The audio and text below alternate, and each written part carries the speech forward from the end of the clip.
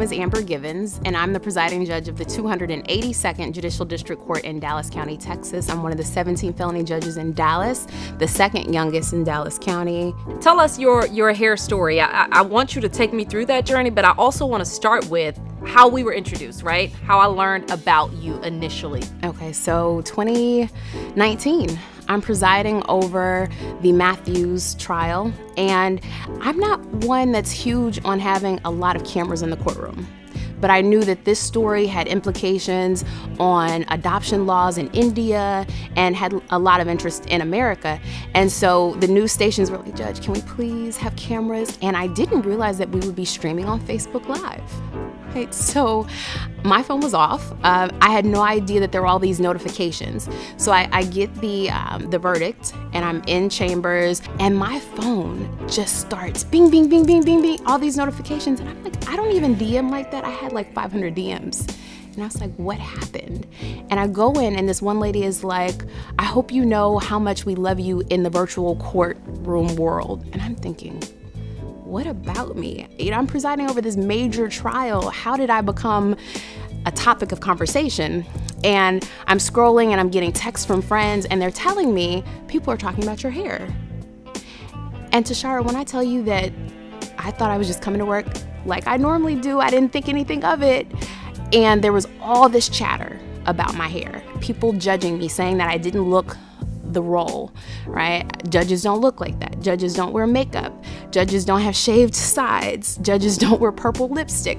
And so I decided to embrace it, embrace it, have the conversation. Like, why is this a topic of conversation when we're talking about, a man's liberty, when we're talking about the loss of a young child's life? Why did I become the forefront of that story? And it's because in America, we have these ideals of who you can be based on where you come from, what you look like. And so I decided, you know what? I'm not gonna hide from this. You wanna talk about it? Let's talk about it. It got to a point where I felt like I could peel my scalp off. And I go to a dermatologist, and he gives me these drops, but he's talking to me before he lets me leave. He says, have you ever thought about going natural? And I'm thinking, what does this man know? Are you talking about a white man? A white man. He says, for health reasons, you should stop relaxing your hair. And I said, whatever, right? He says, go to church on Sunday. When you look at the older Black women, you're gonna see one of two things. They either have wigs on or they don't have any hair.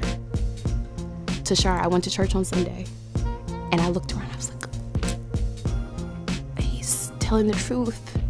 That was Sunday. On Tuesday, I made an appointment with the barber. It was so short, I said, just cut it all off. He gave me this article too, from Ebony, and the article said, every autopsy they did, Black women had this thick green film around their brains. And they said, we can only attribute it to relaxers. No one ever talked to me about how beautiful my natural texture was, or that it was an option. All I ever heard was griping about, oh my gosh, it would take forever to do your hair if it was natural. So thick, you need to get a relaxer and tame it, right? And I didn't correlate the word taming until I got into the legal profession and realized what the message really was, that relax your hair and you keep everybody around you relaxed. Because Black hair has been so politicized.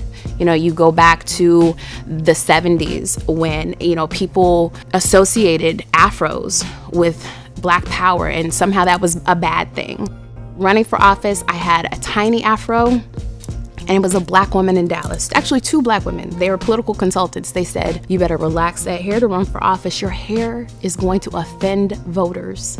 I said, so my hair is offensive? I said, that's crazy. So you're telling me that people won't vote for me because my hair is coily kinky? It's so absurd to me to think that because your hair grows straight out of your head, that somehow I need to mask myself, tame something to be deemed acceptable. It's crazy. Why in the world would I subscribe to Eurocentric beauty standards when I'm of African descent and my hair grows coily out of my head? I never thought about it before, but just the idea of being comfortable and choosing to do what you want, expressing yourself, because my hair is an expression. It's the way I decide to express myself. And you give people, strangers who you will never meet face to face, strength to be themselves, and faith that they too can be in these roles that society has deemed them less than for. Right? And so that's the lesson, that people are always watching. You never know who you inspire just by being your true self.